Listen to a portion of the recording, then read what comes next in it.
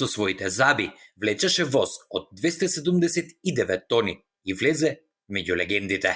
Египетскиот борач Ашраф Махрус, кој е познат и по прекарот Кабонга, доби формално признание од Гинисовата книга на рекорди затоа што влечел воз користејќи ја само силата на забите. Добил и признание за влечење локомотива и за најбрзо влечење патно возило над 100 метри. Тој рече дека ја повлекол локомотивата тешка 2 тона за помалку од 40 секунди.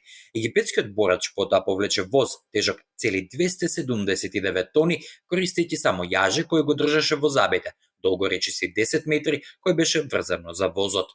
Потоа го повтори подвигот влечејќи го возот со јаже околу рамениците на задоволство на гледачите. Махрус, кој е и председател на Египетската федерација на професионални борачи, претходно доби признание од меѓународната франшиза за кршење јадење 11 сирови јајца за 30 секунди во февруари 2024 година и за влечење на камион тежок 15,7 килограми со заби. Еден од организаторите на настанот во египетската престолнина Давлет Ел Накеп, кој води спортска компанија, рече дека Махрус тренирал само 20 дена.